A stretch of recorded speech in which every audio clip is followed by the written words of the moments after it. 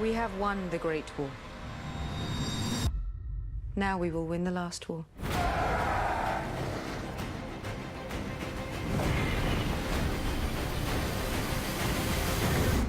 We'll rip her out root and stem.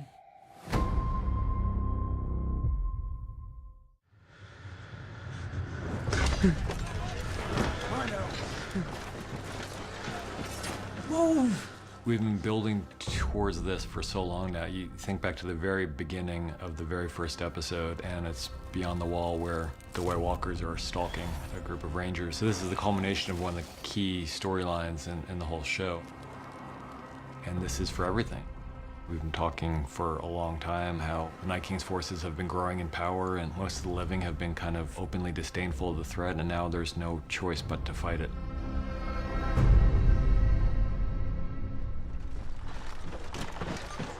I really love the way the first 10 minutes or so plays out because there's so much tension before there's any encounter with the enemy.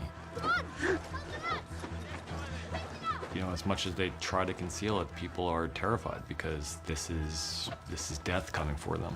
You know, so much of it is just kind of, on one hand, setting the mood for the episode, and the other hand, showing us where these characters are going to be. The entire episode takes place in Winterfell, and you have 19 or 20 characters all involved in a very chaotic situation that needs many, many locations to service it. Because it's such a long battle in this episode, it's important that we feel the ebb and flow. And so there are moments when you think things are going a little bit better for the living. Tell them to lift their swords.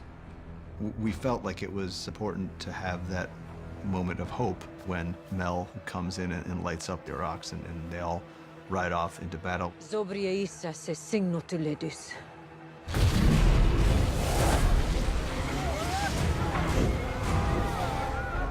We wanted our characters to feel like maybe this is all going to work out. Maybe things are all going to be okay.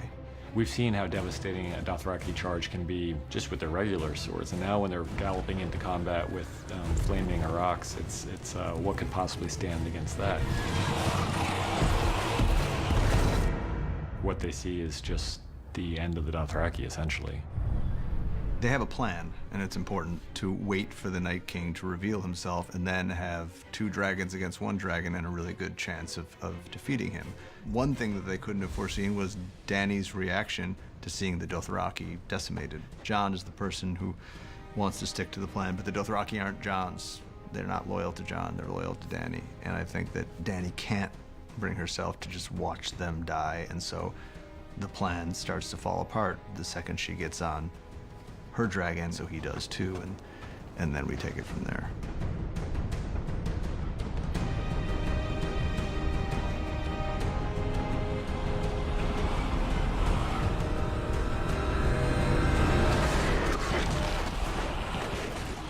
We knew this episode was going to be almost entirely battle, and that can get really boring really quickly. You can watch it for a certain number of minutes before the effect starts to dampen. Part of it was making sure that we really stayed focused on the characters, and so whether it's Arya's storyline, or Sansa and Tyrion down the crypt, or Jon Snow and Dany up in the dragons, kind of like all these separate little battles within the greater battle.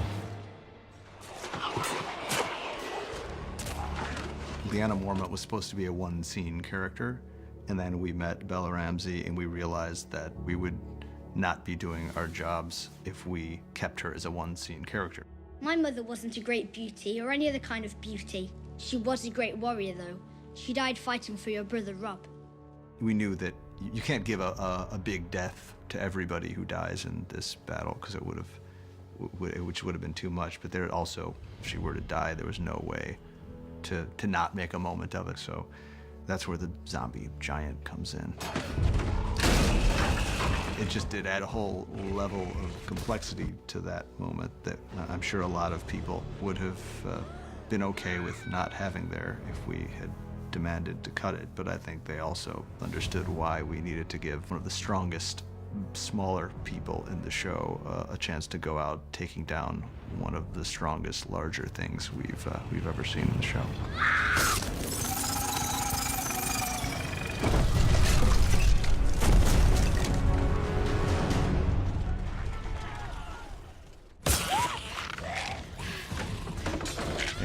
situation where people are fighting, Arya needs to play a central role because she's one of the best at it, and she's one of the most fun to watch doing it.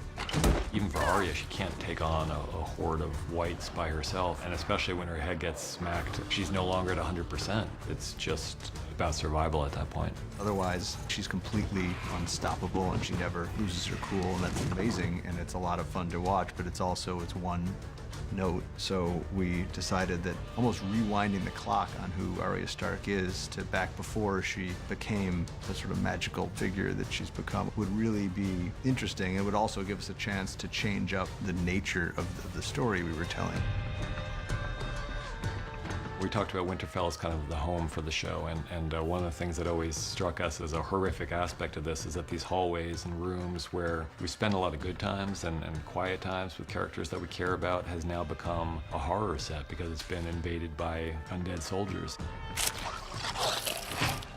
Before that point, there's sort of an agoraphobia to the whole thing where you're in this giant, wide open space, and everywhere you look, there's something that could be coming to kill you.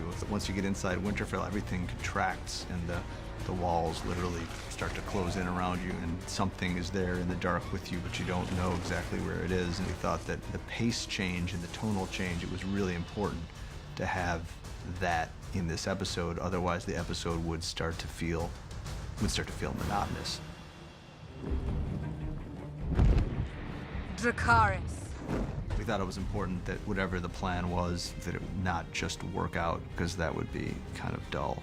While there's no reason to know for certain that the fire wouldn't kill or destroy the Night King, there's also no particular reason to believe that it would. And then a few moments after this happens, the Night King brings them a whole new, larger undead problem by taking all of their own who have been killed in the course of this battle and turning them into the enemy.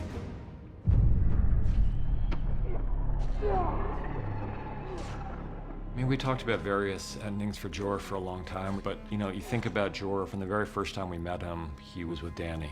And from that time, he's been mostly by her side. Part of Jorah's tragedy is that he was in love with a woman who couldn't love him back, but he's accepted that for quite a long time. And at the same time, he was going to fight for her as long as he could and as well as he could.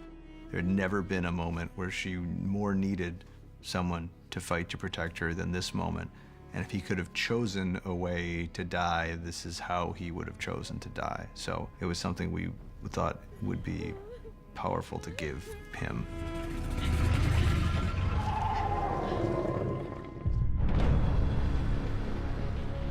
The reason the Godswood was chosen is because it's such a source of power for those who believe in the old gods, and for Bran in particular. So we know that the Weirwood Tree and the Three-Eyed Raven have a very deep connection. That was always the location where Bran was going to be waiting for the Night King. I just want you to know the things I did. Everything you did brought you where you are now. Where you belong. Home.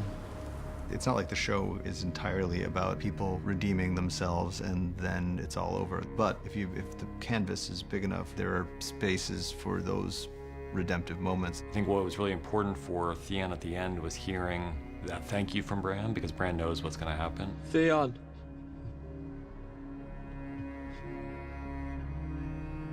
You're a good man. Thank you.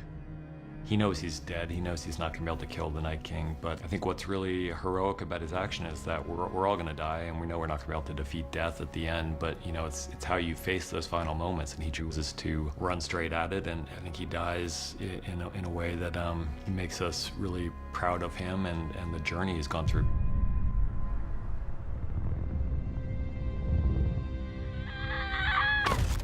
For God, I think it's probably 3 years now or something, we've known that it was going to be Arya who delivers that fatal blow. She seemed like the best candidate, provided we weren't thinking about her in that moment. One of the great things about having this many people you care about in a sequence together is that you can kind of pull people's attention and focus to people that they care about a lot, like Jon and like Dany, Theon and Bran, not to mention Tyrion and Sansa in the crypt. So you're going all over the place with people who you're desperately worried for, and hopefully you forget about the fact that Arya Stark ran out of that castle with the battle drums playing and going towards some purpose, and we don't know what until it happens. We hope to kind of avoid the expected, and Jon Snow has always been the hero, the one who's been the savior, but it just didn't seem right to us for this moment.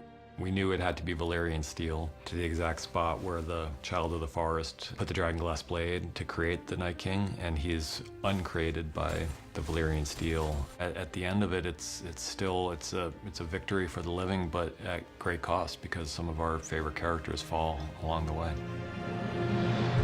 We knew from the beginning, once we handed the outline in, what we were in for. The directors, Miguel Sapochnik, took what we were doing and defined this episode. Miguel did a tremendous amount of heroic heavy lifting on this front. He knew that if the planning wasn't there, we never would have ended up with the consistent excellence that he delivered.